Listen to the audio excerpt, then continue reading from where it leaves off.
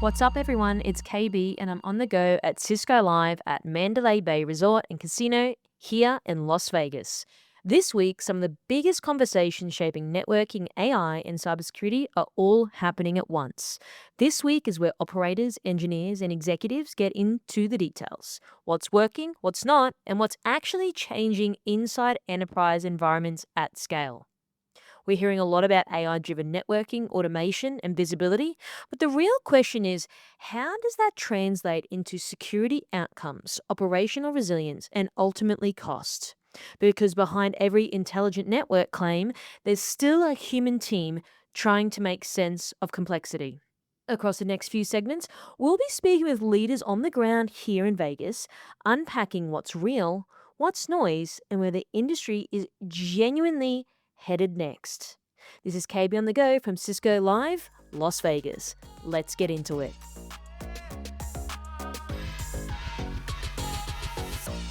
Joining me back in person is Tom Gillis, SVP and General Manager, Infrastructure and Security Group at Cisco, and today we're discussing threat mitigation and vulnerability shielding. So Tom, thanks for joining me back on the show and welcome. Yes, thank you. Thank you for having me. So I heard your presentation earlier today. I really like how animated you get, and this is the third time I've interviewed you now. Yes. So I think it's, the same characteristic shines through.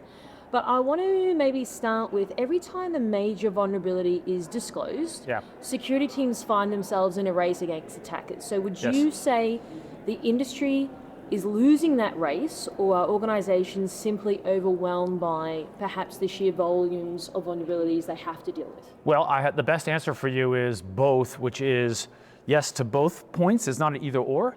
So what we have seen as a steady trend, and I think this is self-evident or clearly observable, that the time from when a vulnerability is announced to when we see activity around that, that has gone from months to weeks to now we see consistently within hours. And it's AI automation that drives that. So vulnerability gets announced within hours. We see people exploiting that vulnerability because the AI tools will create the exploit. Okay, it is not reasonable to patch all your infrastructure in hours. Okay, so that's an initial problem. Now that problem is compounded with the current generation of models. Mythos is one of them, but not the only one. These models are so capable at finding vulnerabilities that in the previous world, we would find, in a Cisco device, 2 vulnerabilities, 5 vulnerabilities. And these are, I'm not going to give you a particular number, I'm going to say a step function increase in the vulnerabilities. And you can see this in the public domain. These tools are finding vulnerabilities in Linux, they're finding vulnerabilities in SSH. Microsoft announced 125 vulnerabilities in SharePoint. Wow. So combine that to the previous dynamic of it was hard to respond to one vulnerability in the time that attackers would be able to exploit it. We now have enterprise customers that are dealing with thousands of vulnerabilities. And this is not a Cisco problem, this is an industry problem. And any company that builds software has this issue, which means the enterprise is going to be overwhelmed with every single vendor on the planet coming and saying, we have an emergency security update, you need to update now, starting, now in June. This is what I call the summer of turbulence. So the part that is interesting to me is, over the years, the advice has always been like patch, patch, patch, but then many organizations can't really afford downtime. I think one of your customers spoke about it today. Correct. Reboots, service interruptions, etc. Yep. So then talk me through, has vulnerability management reached a breaking point now? Yes. And it's not just vulnerability management. The part that has to fundamentally change is the operating model for infrastructure. So for as long as I've been doing this, which is decades, there's been a philosophy of, I'm going to design infrastructure, particularly data center. I'm going to validate that design. I'm going to deploy that design, and then I'm not going to touch that design for as long as I possibly can. Think months/years. Customers will do a major upgrade in the data center infrastructure once a year. And we as a vendor would release software every 6 months, right? Big one and then a little one. That has to fundamentally change. So we are now entering a world where these models are discovering all these vulnerabilities that just simply patching is a real challenge. And this isn't a one and done type of thing. The models continue to find new vulnerabilities. So we need to not just react to this crisis, we, the industry, need to adopt a new operating model. And I will argue as an industry leader, Cisco is setting the direction there. So what we announced at the show, and we demonstrated live to the audience, we have 1,000 customers that have actually deployed this, so it's in customers' hands, is what's called Live Protect. And Live Protect is a compensating control that can shield critical vulnerabilities between patch updates. So remember the two problems you talked about right at the beginning where like, oh my God, more vulnerabilities and they're being rapidly exploited? This is the answer to that problem in that when we announce a vulnerability, it's called a PCERT, we will give you the patch, and where applicable, we will give you a shield. And a shield is designed to be deployed on a switch, a router, or a firewall without disrupting the switch, a router, or firewall. No change control window, no reboot, no downtime. So bum, bum, bum. Shorter though, like in between each patch? Yes. So the moment we discover that we announce a vulnerability, the shield will be available at that time. Right. And then it's up to the customer to choose how to deploy them. But if you look at the way we're engineering these shields, they are extremely targeted. They're very, very specific. Don't let this software process access this file, which means they have a very, very low false positive rate and a very, very low performance impact. And so once customers get comfortable that these shields can be deployed without disrupting operations, the intention is you let them happen in an automated fashion. So we announce a PCERT vulnerability, a shield automatically gets deployed. Customers have the ability to provide oversight over that. We're never going to determine that. We let our customers do it, but the intention is as close to a real-time protection, and that's how we can stop the automated exploitation of these vulnerabilities. So do you think, just given your experience, there'll be more like shields than like patches because of how much things change quickly, time frames, etc.? Let's be really clear on that. A shield is meant to be a bridge between updates, okay? Correct. So when I do an update, all the previous shields go away. You're not gonna have shields from the last update that you're still running. So it's not like firewall rules where you put a shield in and then it stays in forever and then you forget who wrote the shield and why it's there. Yes, yeah, exactly. When you do an update, all shields are gone. Got it. And I've even contemplated putting some sort of an expiration point on shields because we don't want customers to think, oh, I got a shield up, I'm good. A shield is a compensating control. It's an emergency measure. It's a finger in the dike, but a skilled attacker can find ways around a shield. Right. Right? How are you sort of approaching that then if an attacker can find their ways around a shield? More frequent updates.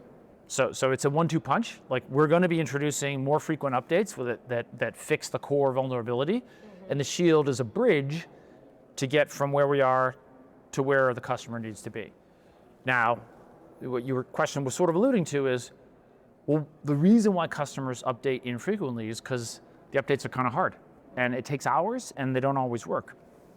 And that also is an area that we're attacking. So my colleague Anurag demonstrated digital twinning capability. So with a digital twin, we can use, this is the kind of the silver lining of all this AI, sort of conundrum. AI allows us to create a model of your environment so that we can test the upgrade, the actual executable against the policy configuration of a specific part of a customer's environment and gain confidence in that upgrade. Put those two things together, we're going to move into a world where updates just become low friction, high velocity. It's not unreasonable that, let's give it a little time. 2 years from now, updates are just automatic. Like it's the same way, like if you're an iPhone user, when's the last time you updated your iPhone?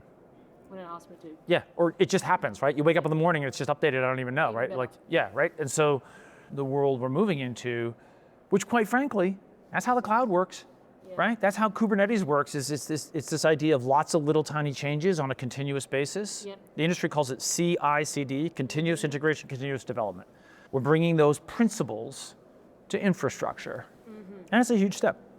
So then just for a moment, staying with the digital twin, do you think because of that, if people can do this modeling or forward modeling, it then will reduce potential attacks? Well, what reduces the attacks is having an up-to-date infrastructure. Right. Because we know where the holes are and we plug those holes with new code. Still doing it in advance though, so that's... like better than what's currently sort of happening? Well, the advantage of the digital twin is that it makes it easier to do the upgrade more frequently. Instead of once a year, we're going to do once a quarter, maybe once a month even. Like it just lots of little tiny steps. You know, you can't break a vulnerability that has been fixed in the code. Right. And then Live Protect is the bridge for what, oops, we discovered a new thing. We'll give you that kind of like near real-time coverage that can plug the gap until your next upgrade. And then with the next upgrade, do you envision that those windows will just get shorter and shorter and shorter, just the way in which the world's moving now?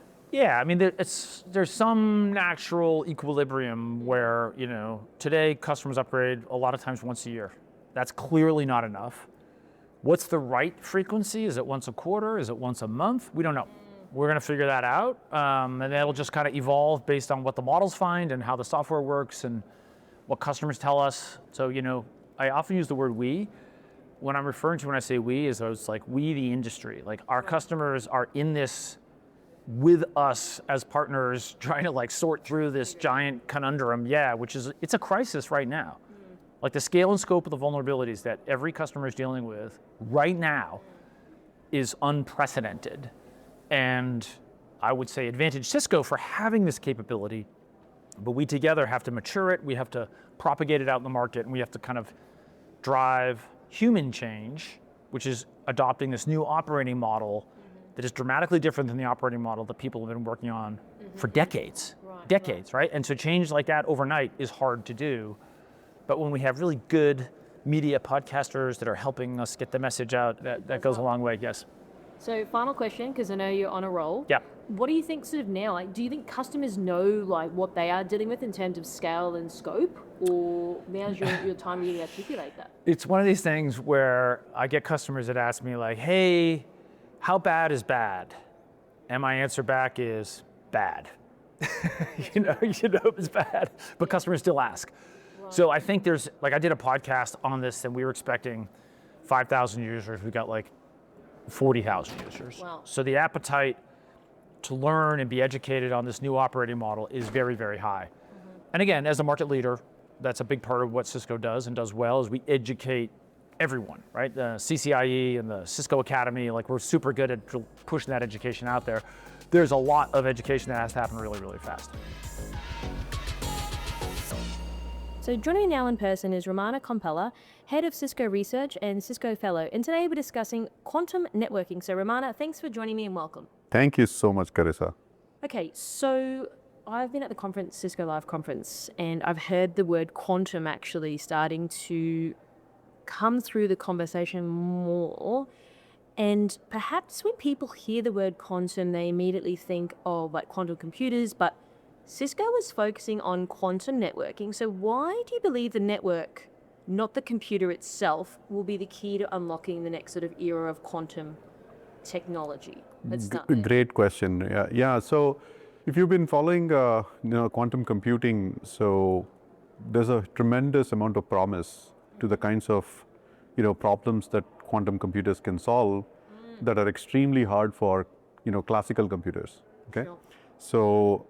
So quantum computing has that promise and has had that promise for a while now, right?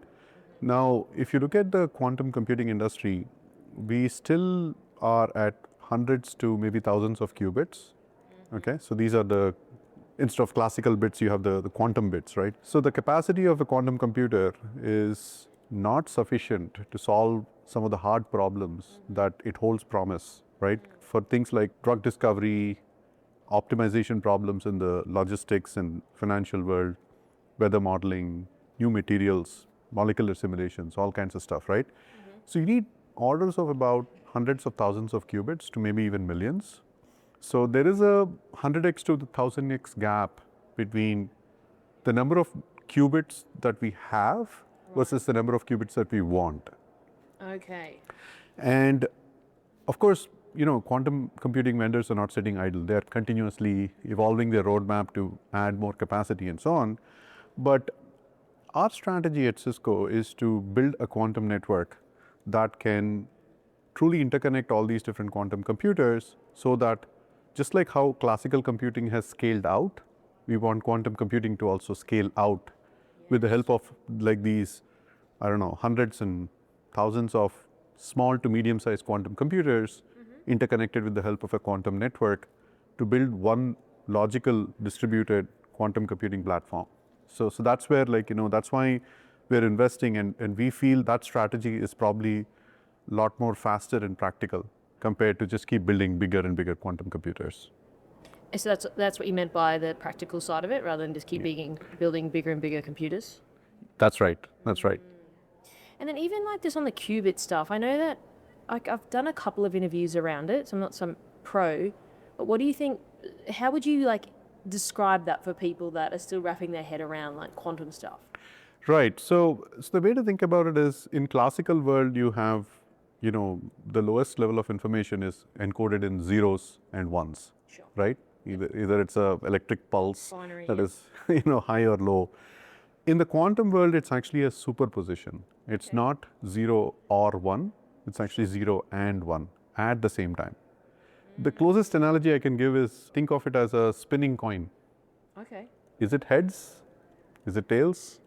Not sure, right? It's a combination of, heads and tails. Okay. So yeah. quantum mechanics, actually, like quantum particles, exhibit this kind of a superposition of states, which allows you to do certain forms of computation much faster compared to classical. Okay. Because it's a superposition of states, you can actually explore a lot more computational space using quantum computers compared to, like, classical computers. So a qubit, it's actually much more powerful than a single bit, because it's actually representing probabilities of you being in 0 or 1 state, essentially. And that's actually like what unlocks the power of quantum computing. So then, Ramana, Cisco recently announced the universal quantum switch. So perhaps someone who hasn't heard about it, doesn't know what it is for the first time, maybe share what's sort of the breakthrough here, and then why do you think the industry should pay attention? And I asked that last part because someone who works in media across this space, like every person I interview, it's like, oh, but they got to pay attention to this, and then they got to do this. So like, what draws the attention for people out there, given your experience in the space? Yeah, so I think switching is foundational to scaling. Okay, so if you look at the internet, right? Internet has scaled to billions of devices because of switches and routers, right? These are the things that interconnect billions of nodes. So it's a scaling problem that is often solved with the help of a switch, right? Otherwise, you'll have to have point-to-point connections between every pair of nodes, and that doesn't scale really well. It scales quadratically, essentially. If you have 10 nodes, you need 100 connections. If you have a million nodes, you need 10 to the 12 connections. It's a lot. It scales much faster. So if you have a switch, you can actually build, interconnect many different nodes with much smaller number of switches and routers. So that's actually why scaling is enabled with the help of a switch. Now, for Cisco, Cisco is analogous to switching in some sense, right? So switching is really what was the foundation for Cisco. So we have done that for the past 40 years in the classical arena. Yes. And we want to be rightfully building this infrastructure in the quantum arena. So for us, therefore, the universal quantum switch is actually such a important milestone and a breakthrough. And what makes this switch actually quite unique is there's a word universal there, which is actually quite interesting. Yeah. If you look at the quantum computing world, right, you have quantum computers of different modalities, Okay. like superconducting, trapped ions, neutral atoms, photonics, and so on and so forth. And every vendor is, of course, betting on different technologies, and we don't know who the winner is going to be, right? So we are building a switch that can talk to pretty much all these different types of quantum computers. So that's why it's universal. Got it. And they use different encoding types, like something called frequency bin, time bin, polarization. These are different ways of encoding quantum information. So our universal quantum switch removes any kind of limitation on the quantum processor to choose whichever modality. So if A wants to talk to B, and A and B are of different types, A chooses this modality, B chooses something else, our quantum switch can actually translate between the two. And that's actually pretty powerful. And it becomes kind of a universal, switch that can interconnect arbitrary types of quantum processors out there. And then on that note, because even earlier today, G2 Patel was talking about how it's integrating with all these partners. So I'm obviously seeing a very common theme in this space. Even other major vendors are saying the similar sort of thing, because now customers want to have options, or they have that portability and stuff like that. So would you just say, as a trend overall, that's where the market's sort of heading? People want to be able to have the variety? Yeah, absolutely. So, different quantum computers have exhibit different properties, right? So, and some algorithms are actually shown to be better suited for some modalities compared to the others. Right, okay. So because of that, right, like maybe the future, I mean, I don't know for sure, this is a prediction, but maybe the future will have a data center which will comprise many different types of quantum computers. And if you don't have a universal network fabric that can bring them all together, you would be looking at investing in parallel quantum networks for different clusters of homogeneous machines. And that's not a very easy in terms of operations and cost efficiency and stuff like that. Okay, so then moving on now a little bit. So today's quantum systems are being built using very different technologies I've just sort of discussed. Sort of the flip side of that would be, are we heading toward a fragmented quantum ecosystem? Because you said before some are better suited to others, algorithms, etc. And then to add to that, is interoperability becoming the biggest challenge then that the industry needs to solve? Because that's something that I'm often hearing: observability, interoperability, all that sort of stuff. That's like the main thing I'm hearing as an undertone in recent times. It's the nature of evolution, right? Like you start out, when you're building your own product, you're not thinking interoperability from day one. You're thinking, I need to perfect my system so I can showcase some value, right? But Cisco has had a long tradition of building open interoperable networks, right? That's the glue that brings them all together and actually make it powerful than any one entity, right? We unlock the collective effect, right? So the same way, I think, and rightfully, like, all the big players in the market are focused more on perfecting the art of building a quantum computer and a bigger quantum computer and a bigger quantum computer, right? So yes, at some point they will want to do the networking part, but that's where, like, we have taken a substantial leadership role in establishing the foundations for an open interoperable network, so that that becomes second nature to how we interconnect all these different quantum processors. If you look back over history, it was everyone outsourced it to like one provider, then they went to sort of point solutions, and now I'm sort of seeing again, it's like we've spoken about earlier today, yes, the reduction of tools, we know that, but I'm sort of moving more towards people now wanting to have a single player that is going to look at all of these things. Because I mean, it's exhausting for a lot of people, and then the interoperability isn't even there. And just looking back over the evolution of time, it's like we're coming full circle again, and history somewhat repeats itself. Of course, all the time. History always repeats itself. But yeah, we are in the quantum networking revolution where we were like 40 years back in the classical networking revolution. So a lot of things need to be rethought about how we build quantum networks. And mind you, quantum networks are not the same as classical networks. They work very differently. They work on not transferring information directly, but by transferring something called an entanglement, the end nodes, right? So entangled photons, entangled particles. So these entangled particles are used to teleport information from one processor to another processor, right? Which is not the way classical works. Classical works by literally you taking a bunch of information, putting it in the network, and that information slowly crawls through all the switches and routers and eventually gets to the destination, right? Yeah. In a quantum world, that's not the way it works. So the way it works is you distribute entangled photons to A and B that want to talk to each other. And once you have these entangled photons, then you use teleportation. Teleportation, the actual quantum information is going through a quantum channel that, like, nobody can tap into. It's entangled states essentially. So going back to coming around 40 years ago, we were in like classical computing. I mean, I've spoken to people over the years and they're like, quantum will never get to a point where it was like with like PCs and stuff, like when, Windows 95 came out. Do you think it will though? What are your thoughts then? Anybody's guess, but I feel like the way to think about quantum is it's a specific technology for some really hard problems, okay? ordering socks off of Amazon is not the hard problem that quantum computer needs to solve. Okay, you'll still do using your classical CPUs and GPUs, and maybe your AI workloads will run pretty well on GPUs, maybe some combination of GPUs and quantum processors. But the bottom line is quantum is not a replacement for classical infrastructure. It's an and. It's an and, exactly. Okay, that's really interesting because I think that's probably where people's mind goes as well. They think like, oh, like quantum is going to be like PCs and stuff like that. But then going back to your point around this really specific use cases and hard problems, can you give me an example of like what does that look like? I know, like for example, like the whole geopolitics thing, sure. But is there anything else in terms of the specific solution that this would help, like moving forward?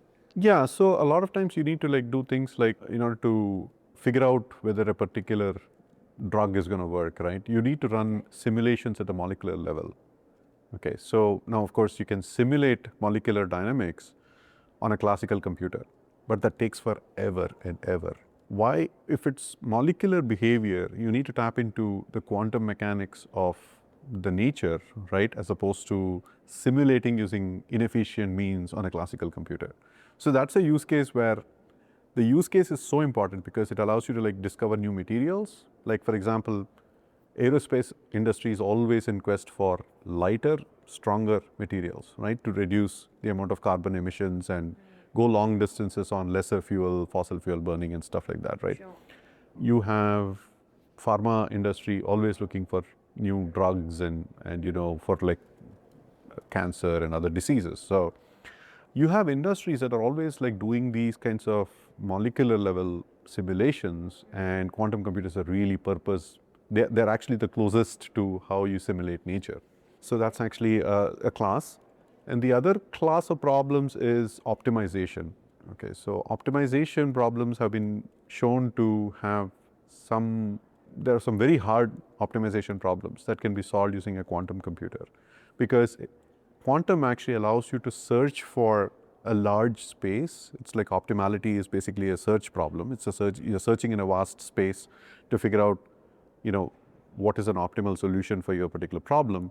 And quantum computers are efficient at exploring the multiple dimensions of your search.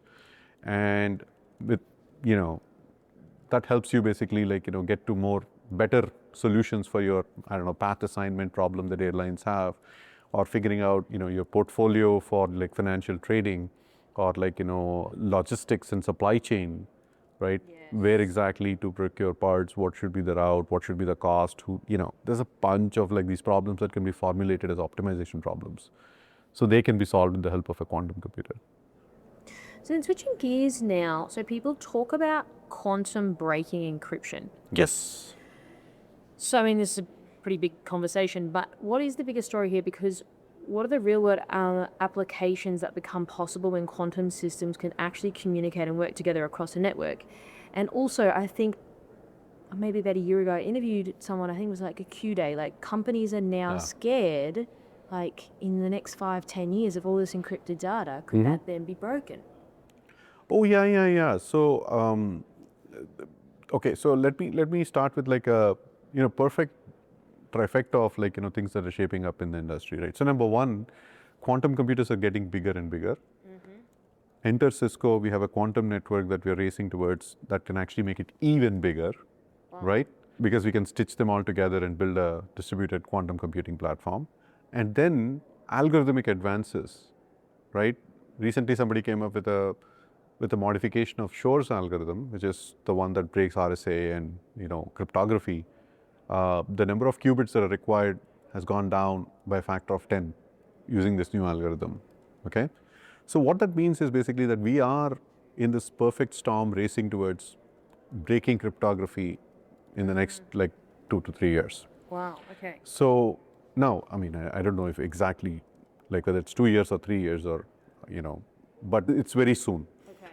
Actually, if you look at the government side, they've already acknowledged that this is going to be a problem, right? So 2027 onwards, all new infrastructure should be post-quantum resilient. So that's actually CNSA 2.0 regulation around all the systems need to be like, you know, the new systems need to be CNSA 2.0 compliant.